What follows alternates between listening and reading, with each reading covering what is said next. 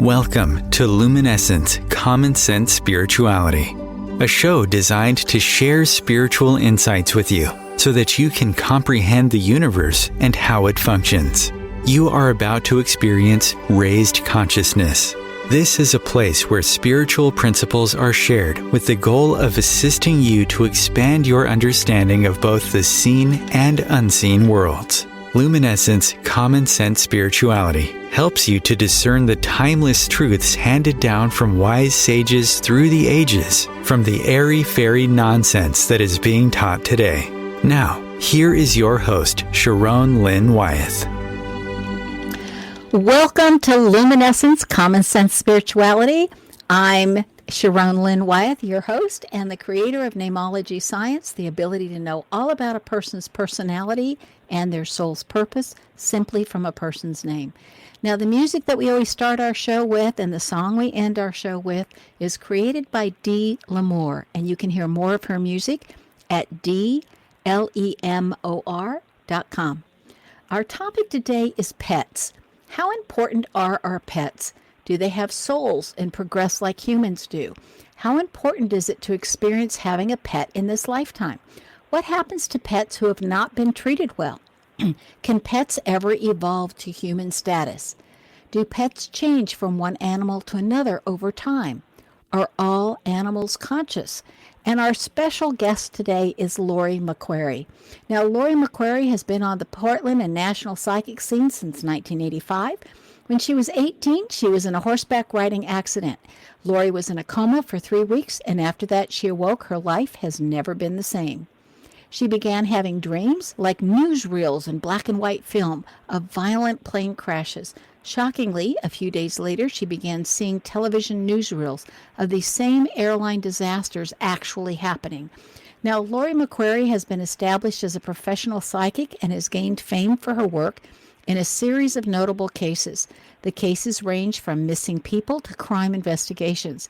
She had a professional office in Lake Oswego since 1985. That's when I met her, which was in 1999. But she's now semi-retired and is living in Central Oregon with her retired former police detective husband of 31 years. Now, like I said, I first met her in 1999 when she was still in Lake Oswego, Oregon, and I was across the freeway as a school administrator in Beaverton, Oregon. I was astounded by both Laurie's accuracy and how detailed she was, and I'm so pleased that Laurie has agreed to join me the first week of every odd month right here on Luminescence, Common Sense Spirituality. So welcome, Laurie. Glad to have you back. Thank you. I feel like I'm home. Yay. I do. It's always very comfortable with you, always. Oh, bless you. I'm so excited about pets because you are a pet lover and have worked with pets and can communicate with in the great beyond to know what's happening to them next.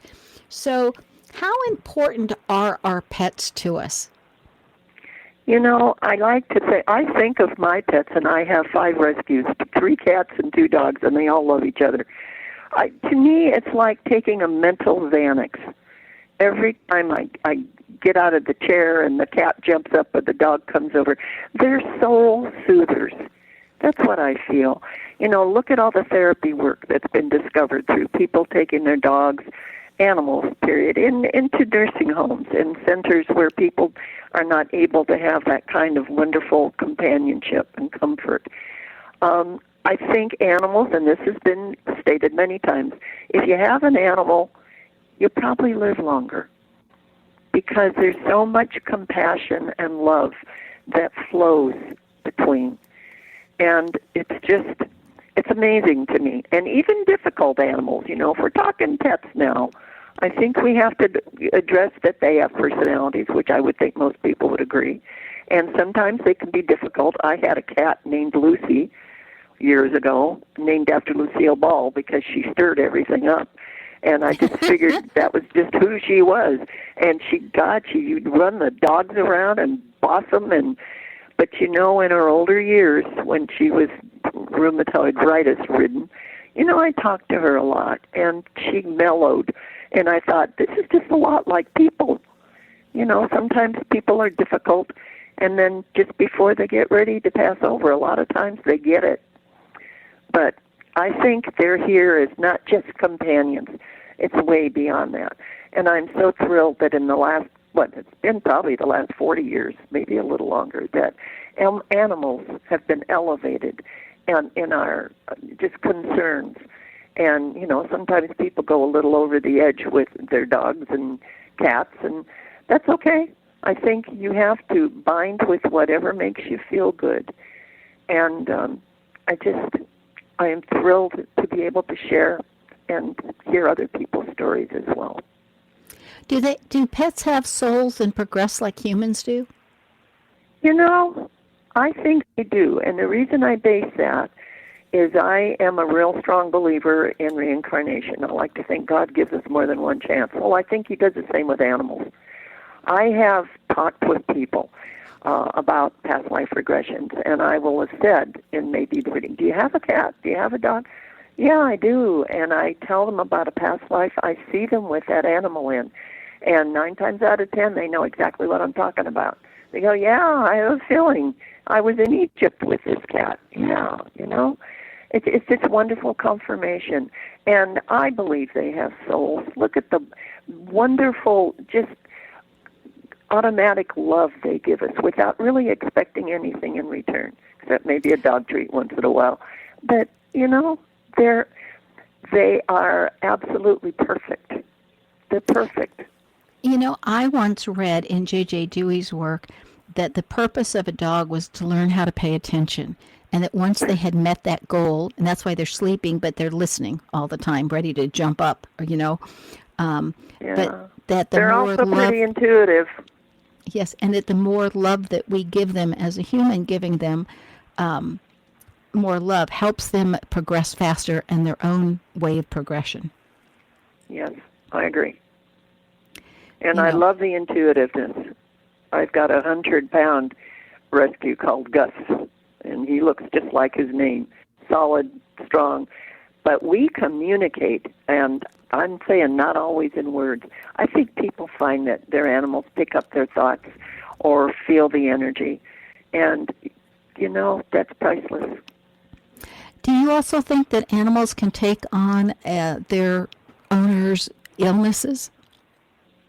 Yes, and I'll tell you why. You're absolutely right. 2007, I developed breast cancer. Lucy, whom I just told you about, that didn't like anybody, started losing the hair on her tail and all the way up her back. Just like that. I took her to the vet, and I had a wonderful vet, a holistic kind of guy, nice guy. I said, I think she's emulating what I'm going through. I didn't lose my hair because I didn't have to have chemo.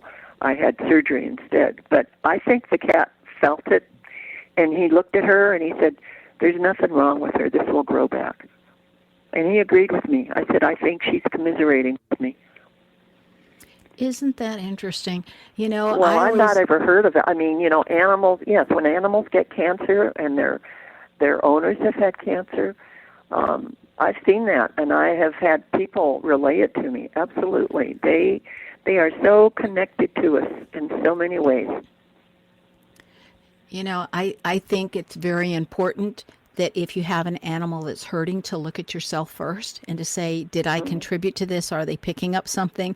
If I clear me, can I clear them at the same time? Yeah, I think that's good. I think it's a perfectly rational thought.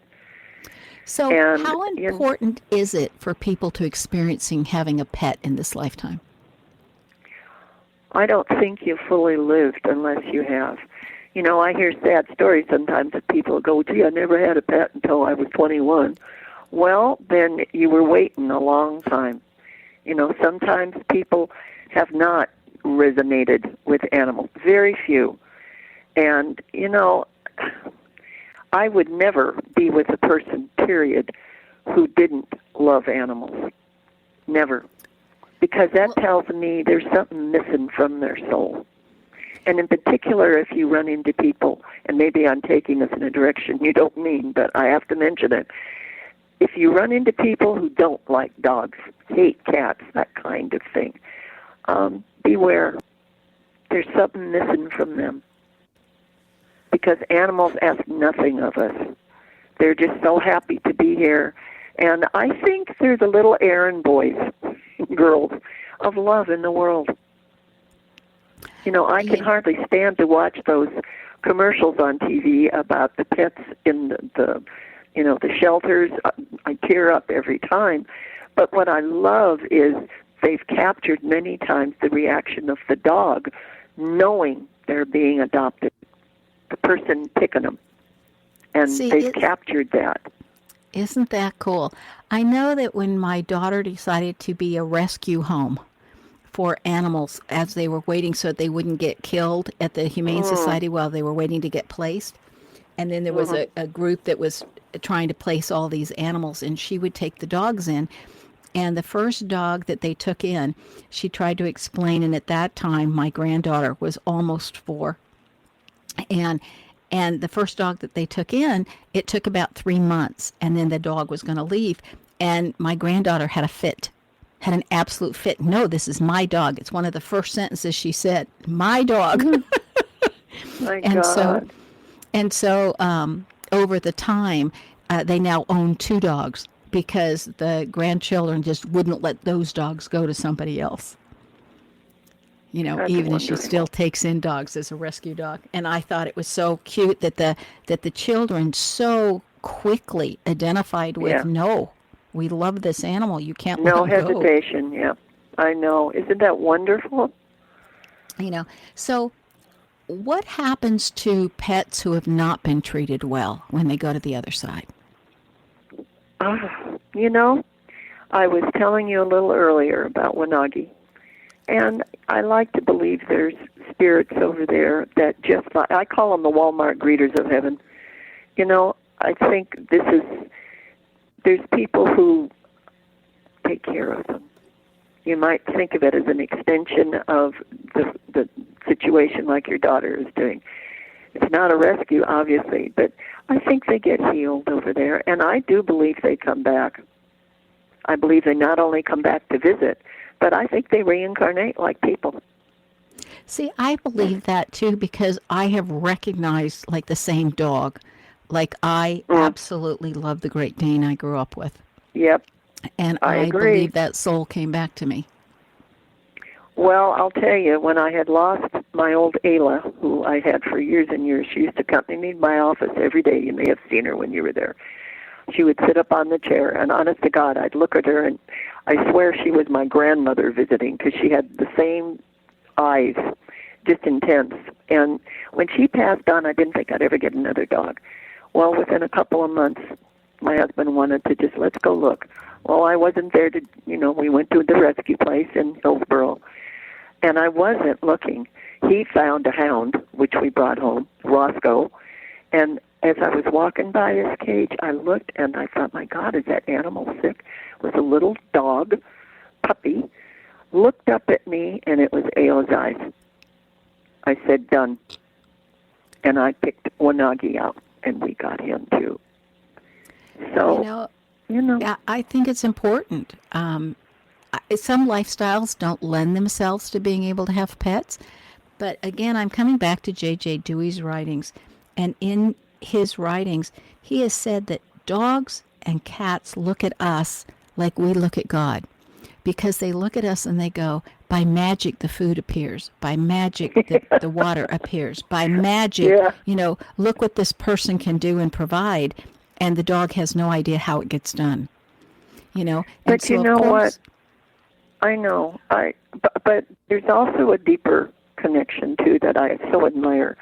I had a slight accident here at the house about a week and a half ago. I had a metal plant stand land on my legs and really banged me up pretty good. So, of course, I cleaned them up and put a Band-Aid on them. And I'm laying in there on my bed just resting, and here comes Gus trying to lick that bandage. And he did. And as you know, we've heard for years, dogs, when they're licking themselves, it's maybe an antiseptic thing in their tongue, but that's how they heal themselves when they're wounded. He knew I had been hurting, and I thanked him. But I've always talked to my animals, cats and dogs, just like they're people. And sometimes, like a mom, I have to scold them. Huh? What? I said, I think a lot of people talk to their animals I as if they were love people. that. Well, I don't want to talk to them like they're little babies. I mean, although sometimes they act like it, but I talk to them, and they understand. Yes, and they're smart. They can pick up words. When I've fed Gus in the morning and Bella's his sister, sometimes they don't finish. Well, they don't get their treat, which is a healthy little dental bone. And when Gus knows he has to finish that bowl in order to get that bowl, he lets me know. He comes in and stands right in front of me, and I say, show me. He takes me out to the kitchen. 9 times out of 10, the bowl will be whisker clean, and he gets his treat. They're smart. And it's their intelligence. It isn't ours just, given to them. They're smart. I love animals. Do you ever think that animals evolve eventually into people?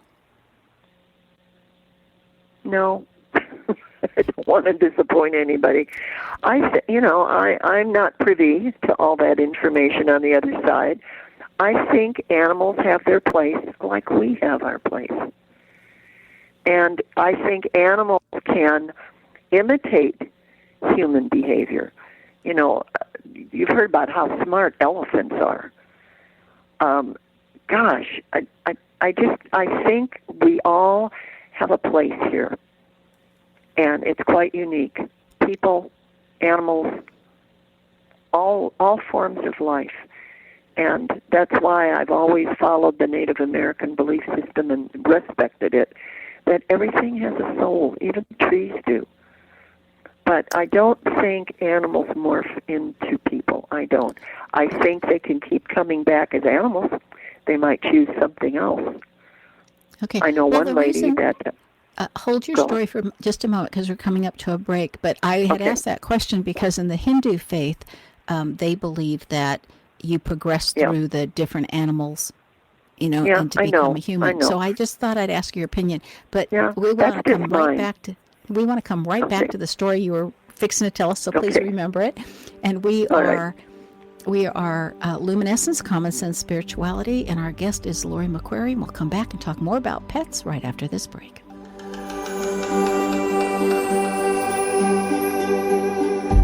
Your conscious connection to a more mindful world. OMTimes Radio. IOM FM. OMTimes Magazine is one of the leading online content providers of positivity, wellness, and personal empowerment. A philanthropic organization, their net proceeds are funneled to support worldwide charity initiatives via Humanity Healing International. Through their commitment to creating community and providing conscious content, they aspire to uplift humanity on a global scale. OMTimes, co-creating a more conscious lifestyle. I'm Kathy Williams, host of Sexy Mom Abundant Life radio show on Thursdays at 5 p.m. Eastern, 2 p.m. Pacific. On the show, we explore living abundantly in every area of your life. Ways to let go of limiting patterns and beliefs and to step into the flow of creativity and possibility, knowing you are supported by the universe. Mark Twain said the two most important days in your life are the day you were born and the day you find out why. The why is hidden in your name. Sharon Lynn Wyeth has created a scientific way of deciphering your name to reveal your contract for this lifetime. And your name even specifies the 7 areas that are subsets of your soul's overall goal. Your name identifies who you are to both yourself and others. What does your name say about you? Contact Sharon Lynn Wyeth at info@knowthename.com for your stunning name review. These are the sounds of a dinner that almost didn't happen. A dinner now served, thanks to people like you. Due to COVID-19, 17 million more Americans may face hunger. Feeding America is helping our neighbors in need. And if you're able, you can too. Donations are being accepted at feedingamerica.org/coronavirus. Brought to you by the Ad Council and Feeding America, 200 food banks strong.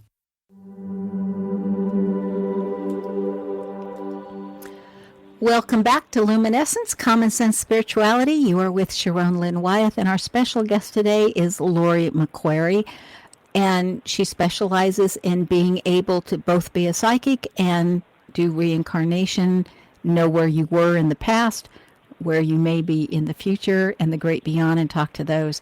And today she's talking to us about pets and what she's learned about pets from doing all of the readings that she's done over the last 40 years. Now, you can get a hold of Laurie McQuary via her website, which is her name. Laurie is Laurie, and McQuary is McQuary.com. And again, that's always on my website, knowthename.com, under the radio page where it lets you know who's there, and under the schedule page where you get all the contact information about all of our shows and how to get a hold of our guests. So, Laurie, right before the break, you were ready to give us a story about a pet, and I had to stop you for our break. So I'd love for you to continue. Sure.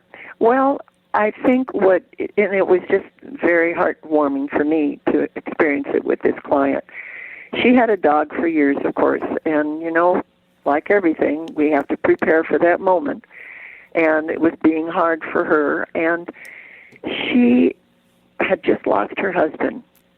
When I met her, she had an unusual accident. She was with him at the time. So she wanted me to come and talk to the dog. Well, I've done that because I believe it's easy. It's good ESP. You just sit and listen to what their thoughts are. I used to watch The Dog Whisperer all the time and get a kick out of that. And he said dogs live in the moment. And yes, that is definitely distinct personalities of animals and dogs.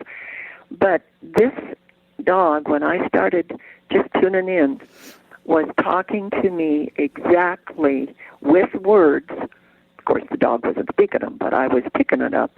And I had never met this woman's husband, and I barely knew her as a client like Oswego. I started giving her information from the dog because the dog was visiting with the husband, and it was messages. We were both astounded. So like the dog was the medium, not me.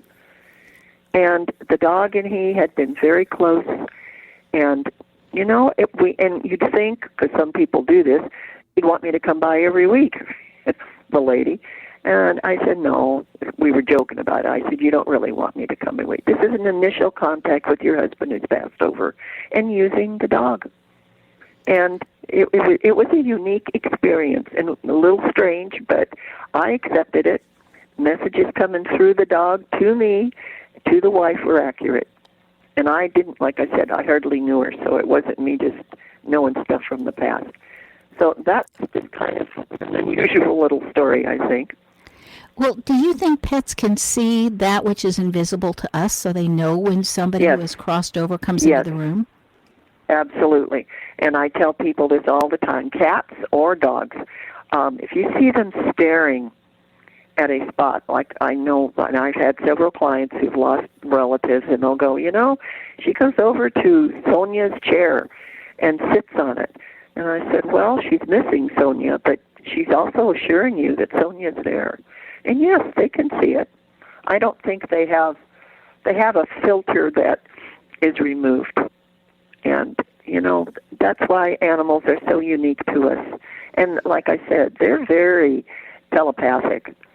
And, yes, it's part of their nature.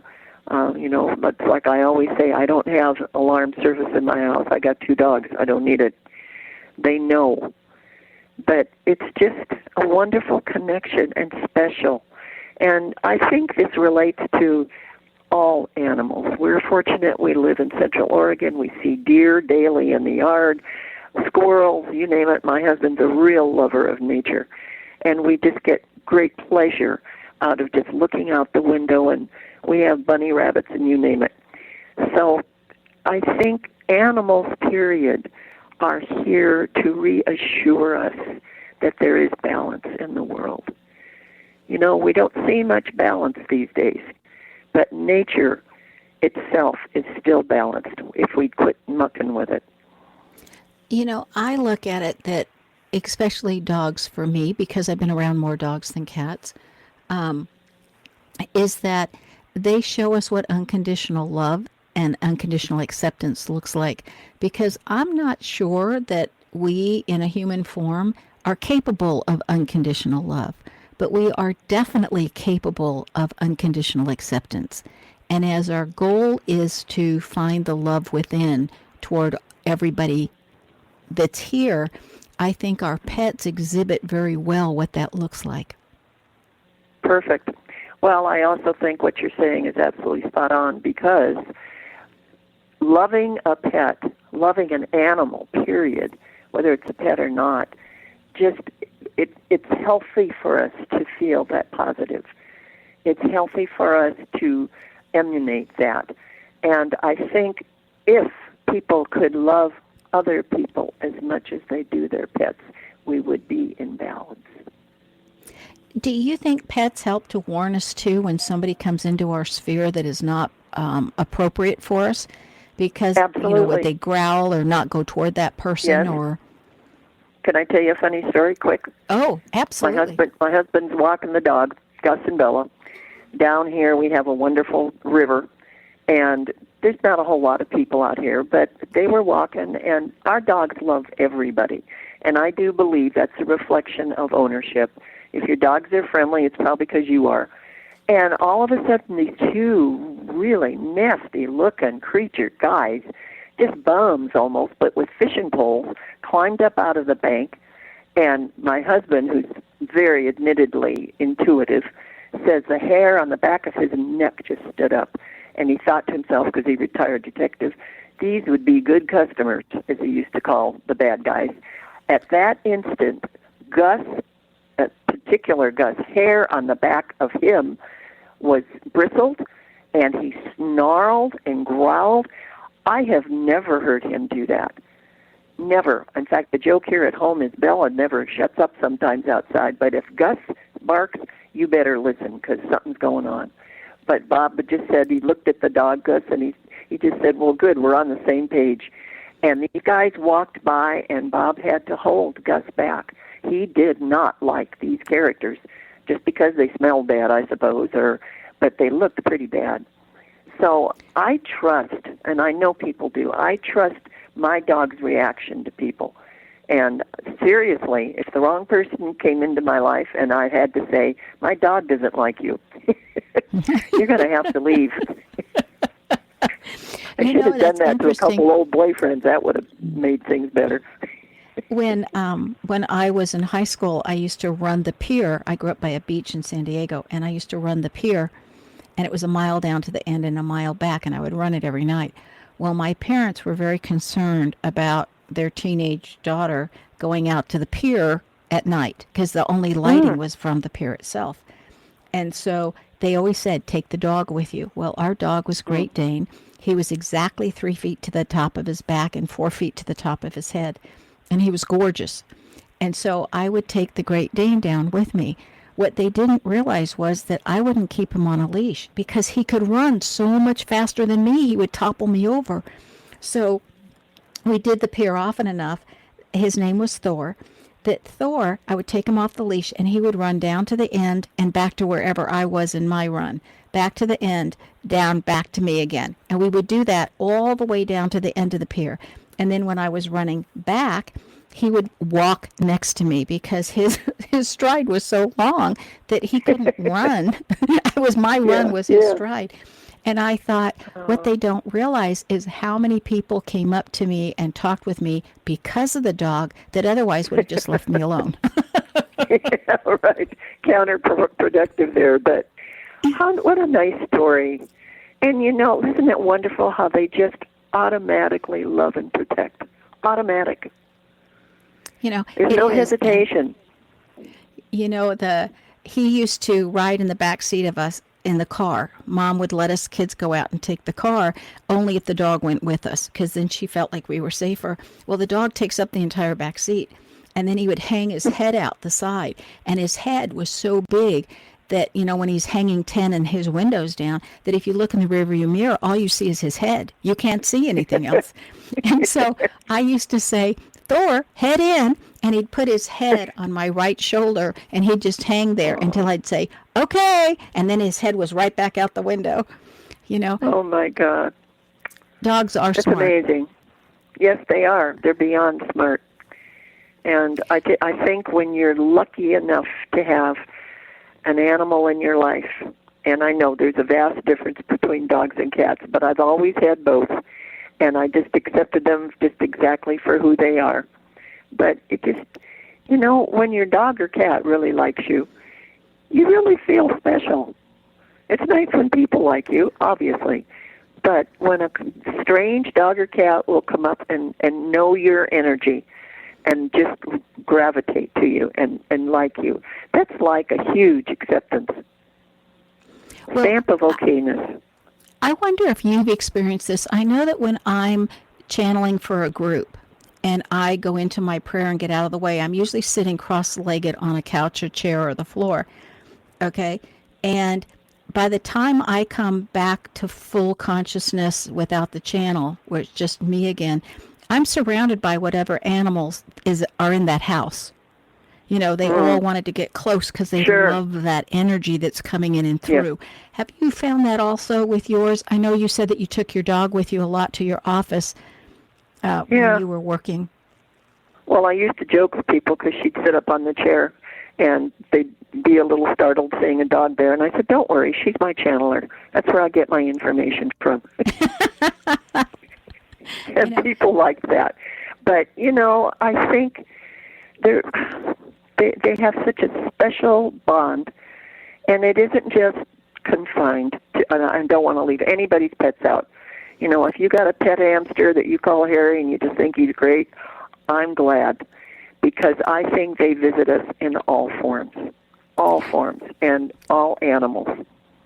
Okay, speaking of that, do you think the dog comes back as the same breed every time, or they like variety? No. And they come back as different breeds? I hate to say it, but I think once in a while the dog comes back as a cat and vice versa. Yeah, I think they come back in whatever form as an animal to just so you recognize them. And I've had people tell me, old Duke died and we got another puppy, but it reminds me, they'll say, of Duke when he was younger. I think they come back to hang out. And I think that's their role. And I think it's a priceless role. They are here to accompany us, but they teach us. They teach us. They teach us through their, wonderful just willingness to be. Dogs are so honest. Cats are different. I love cats. But they're a different species. We know that. We all know that. And, you've heard the saying, when a cat doesn't live with you, you're staff. Right. Well, I was just going to say, you're the master of the dog, but the cat is the master of you. That's what I always That's right. heard. But my cats are very loving, and they're all rescues.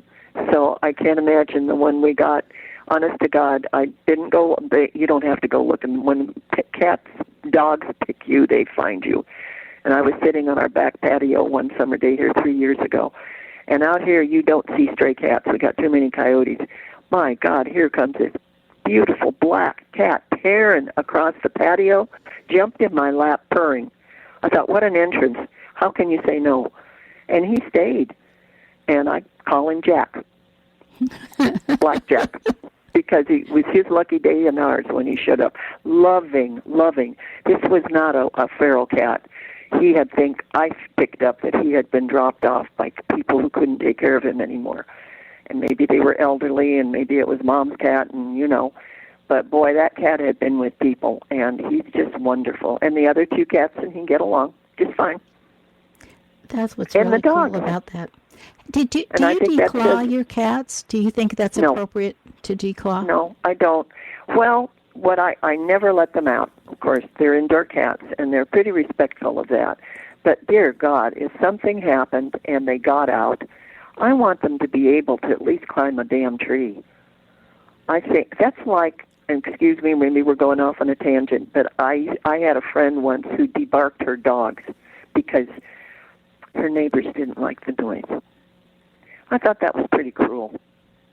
I couldn't be the vet to do it. How could you get a vet to agree to that? So, dogs are great for, they're our warning system if something's wrong. And like I said, I don't want my dogs to bark all the time, and they don't. They don't. Bella she gets crazy about rabbits and bark. But, for the most part, our animals are quiet, and you want that. You want them to have their early warning systems to be able to give you. And, it's true. The cats aren't going to stop a burglar. The cats are going to say, "What did you bring me?" So it's not the same. They have a different purpose. Yeah, they just have a different purpose. No. Yeah, it is. If you watch the last episode of America's Got Talent, there was a comedian on that does the difference between babies that you have and children that you have and pets. And it was only 2 minutes long. I was laughing so hard. I want to encourage everybody to go to Hulu or however you get your television or whatnot and go back to the very last AGT that was just on earlier this week. And even if you fast forward to when they have the comedian on, it was hysterical. I laughed so hard when he's talking about the difference between children and pets, which I thought was just incredible, what you can do with an animal and what you can also do with a child that's the same.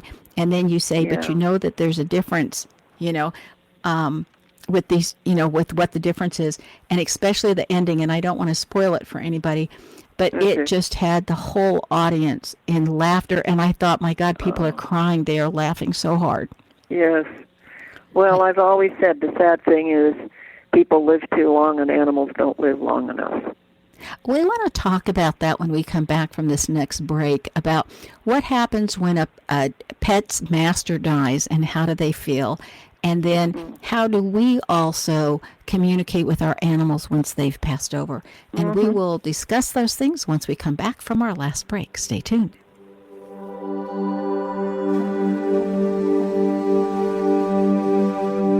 A conscious lifestyle for a mindful life. OMTimes Radio. IOM FM. Host your show on IOM FM, the radio network of OMTimes Media, one of the more recognized brand names in the conscious community, and is backed by the extensive marketing reach of OMTimes. Hosting a show on IOM FM immediately connects you with our extensive dedicated community. Hello, I'm Sandy Sedgbeer, host of OMTimes Magazine's flagship radio show, What is Going On? My passion is sifting through information, research, and innovations from new thought teachers, speakers, and researchers pushing back the boundaries of what we know about life, energy, metaphysics, and the universe.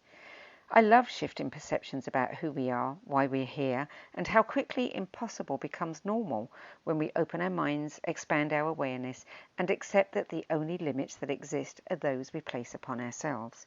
So if you're the kind of forward-thinking, eager investigator of what lies beyond the current reality that most perceive, why not make a date to come play with me in the field of possibilities at 4 p.m. Pacific Time, 7 p.m. Eastern Time every Thursday, and together we can discover what's really going on.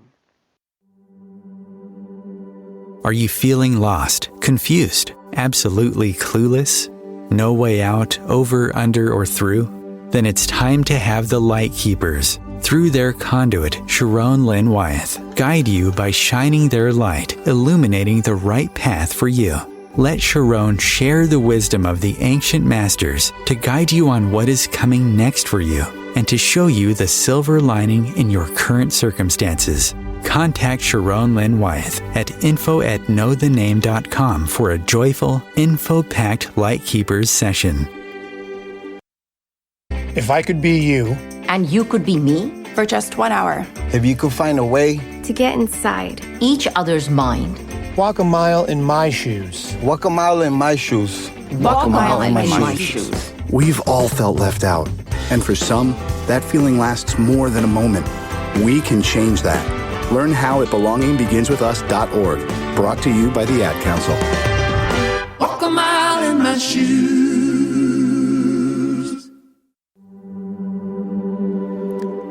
Welcome back to Luminescence, Common Sense Spirituality. I'm your host, Sharon Lynn Wyeth, and our special guest today is Laurie McQuary. Again, you can reach her for an appointment, and if you have a question, you can reach her through her website, which is her name, Laurie, is how you spell Laurie, and McQuary is McQuary. So it's lauriemcquary.com. So, Laurie, we want to talk about death in this time. Like what happens when the master of an animal passes away? How does that affect the dogs and the cats and the hamsters and the whatnots, the fish or whatever, when their owners pass away? They grieve. They literally grieve, just like people do. And when, their counterparts pass, people who've had more than one dog or cat, and suddenly there's a passing, you can watch the animal just be morose. They don't eat. They don't want to do anything. Like people, they're in shell shock. Particular with a master, I've had many ties to people that ask about that. There one lady in Lake Oswego, her husband was much older than her, and the dog, which was a big, I think it was a shepherd, I can't remember, a big dog, just went with this man everywhere.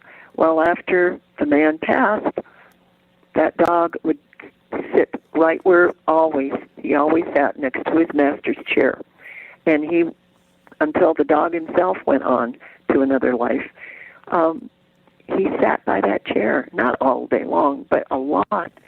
And they feel that connectedness. I'm sure he could still sense the man being there. This woman believed very much in the other side and spirits, and she often thought that her husband was visiting, and she knew in particular that the dog was looking at areas in the house, staring, and she knew what it was. She said, he's here. Leland's here. And she would sometimes see her husband, but the dog seemed to have seen him a lot. So I think they grieve. They grieve. And I think that's what touches us most when we see all these commercials about adopt an animal, adopt a dog, because they're so faithful. They're just respectful. They teach us about real honesty and feelings. That's what they really teach us. They don't run off to be with somebody else. They want to be with the person who picked them or got them. And they are loyal. And, geez, don't we wish we had that in friendships with people? Doesn't need to be tested. It's always true blue. Is there something that we can do that can assist our animals when their owners die, that can help them process this better? They have a different processing than we do. We have diversion. I hate to put it that way, but it's true. We can go to the movies. We can sit and watch a TV thing and still be aware of our grief, but we have things to distract us. Dogs have to live in the moment with it. And I think when you just talk soothingly, and I mean just quiet, just, how are you doing today? Yeah, I miss Jib too. And talk to them. They get it. They get it.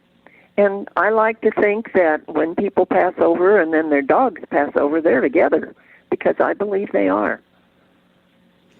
I've had other mediums tell me that they see the dogs with their owners.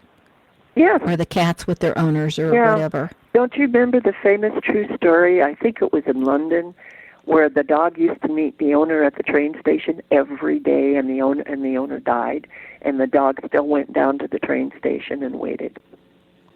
I remember hearing it was in the news. Huh? I said I remember hearing about that. Yeah, and I think it was a white dog. But, they're so loyal. They're so without anything, they're just honest and loyal. And I think that owners welcome, the owners who've passed over, wait for the dog to come over. Like I told you today, I just did a little ceremony out back with a friend's ashes, and I put 2 of my dogs in with it, because he loved dogs, and I knew the dogs would love him. Do you want to read that? Do you want to read that prayer that you have? I do. In fact, I found this in Wanagi's little cremation box. So I'm going to read it to you. There's something missing in my home. I feel it day and night. I know it will take time and strength before things feel quite right. But just for now, I need to mourn. My heart, it needs to mend. Though some may say it's just a pet, I know I've lost a friend. Oh, that's sweet. That's tender. It just brought tears to my eyes, just for all the animals and how it's just, they don't expect anything back except maybe feed them, but they love to be loved. And I know people who have pets who aren't particularly, loving to the animal. I mean, they might tolerate them. I met a couple once where the woman had a poodle and the husband couldn't stand it. And it's just kind of funny. He didn't hurt it or anything, but the dog knew he didn't like him. Didn't you ever hear the story about Jimmy Stewart, the wonderful actor, who took his wife's dog out for a walk every day, and the dog always bit him? Ouch, no. Yes, this dog didn't like Jimmy Stewart. Probably it was jealous. It was the wife's dog. I read that years ago, and it just sent me into gales of laughter. That beautiful soul that Jimmy Stewart was, and I have always believed that. I can see him going, "Come on, Edgar, I'm taking you for a walk, your morning walk, snap." Oh, we shouldn't laugh at that, but that is kind of funny. It is funny. So, what about when we need to board our animals because we're going someplace where they cannot go with us for like a temporary vacation or whatnot, and we need to board them? Is there anything we should say to them ahead of time, or what's your recommendation if we need to board an animal? Well, they know you're going anyway, probably just from your packing your bag. I do believe what Cesar, whatever his name was, the dog whisperer, says. Dogs live in the moment. And I talk to my animals just like they're kids, and I tell them the skinny. I've not boarded them. I haven't been able to get a house sitter here because we live so far out. But if I did, I would sit down and go, "Hey, Gus and Bella, we're going over to," they have a place here north of us, way north. But I'd give them I'd tell the dogs where they're going, and I'm going to reassure them we'll be back. It's simple. Your energy goes out. If you are fearful and worried they'll be sick or they won't be taken care of right, which I can't imagine you doing, but I'm just saying, whatever your discomfort will be translated to the animal right away. So what you do is remain calm, see it with a positive picture, and tell the animal, I'll be back in 7 days. In the meantime, you're going to get to play with lots of other animals, lots of other dogs, and you'll have a good time. And if indeed dogs live in the moment, they can get through it. Now, if you were going to be gone 6 months someplace, that's a different story. And, of course, if it was not something you could prevent, I would say, well, at least have somebody familiar come by wherever the dog is being boarded or staying and visit, because that's a secondary best to visiting with you. I think you wouldn't be picking a place that wasn't appropriate anyway. And they're fine. They live in the moment. Well, they come back from a walk and they go, "When's the next one?" Huh? Yeah. What always concerned me was how many people need to find new owners for their pets because they're moving overseas. And we always thought that different times we moved overseas is that the dog would have to go into quarantine for 6 months, and we didn't want to do that to our animals. I know. And so we would find new loving homes for them. And I thought, well, I don't like to do that because I love our animal, and at the same time, I don't want to put them through 6 months of quarantine. No, I think being in a cage for 6 months would be pretty tough. No, every situation is individual, but life happens, and if you have to be away and you have to even move temporarily someplace to honor a commitment, you're going to be placing that animal anyway with people who want it and care for it. And again, look at those heartfelt pictures of guys coming back, and women, from Afghanistan, overseas, and they're in their army uniform and they come home to the dog that hasn't seen them for a year. They go crazy. The dogs remember them. And it's good for the human heart, too, to know that you're so missed and loved without question by an animal. Yeah, that's that unconditional acceptance, unconditional love that our animals do so beautifully for us. I know. And they don't even have to study for it. Yeah, and even if when they're mistreated, they're still incredibly kind and loving. I mean, I've seen that too, and it just I think that's a hard one to see, and yet the animal is still there for the owner and the master. I know. You mean going to the new owner after they've been abused? Correct. Yeah. Well, it just shows you they can forgive. That's something people are still working on. Yeah. If that animal, after being horrifically abused, which we've seen them in the news and the terrible pictures, and they are so happy to be adopted, and they can just let the past go that somebody else did to them, people can learn from dogs. They can learn from the animals. Even cats. I've seen abused cats that came through it and are very loving. So there's some quality there that we have, but we don't always utilize. And that is forgiveness and pure love. Love at its purest. Yeah, which is just remarkable to be able to witness. Laurie, our time always goes by so quickly when you're online with us, and I so appreciate you coming. Thank you. So thank you so much. Again, you can find Laurie from her website, Laurie McQuary, McQuary. Laurie spent the normal way, lauriemcquary.com. Next week, we are having Sandy and Stacy back on again with us, and we're going to be talking about astrology and what astrology tells us that we can be looking forward to. Because in these particular times, I think all of us are tired of hearing the negative and could use some positivity. And so that's who's coming on with us next week at the same time, same place. This is Sharon Lynn Wyeth, ready to sign off. I just want to say one more time that we're listening to the music The Shine, and it's by Dee L'Amour. Thank you for tuning in, and this is Sharon Lynn Wyeth signing off.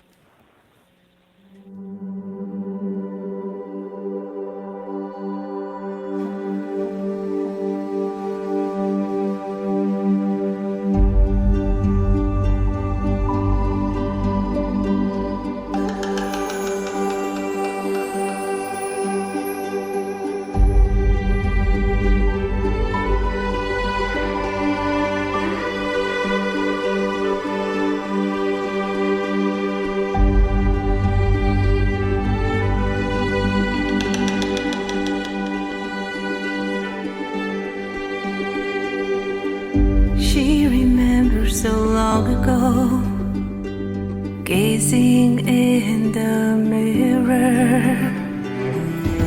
an image of an angel smiling back at her. No wounds or imperfections, just beauty and its glow. Her laughter and her heart, a reflection of her soul. And I want to shine like the sun and smile to stop the rain. And I want to dance with the wind and believe in dreams again.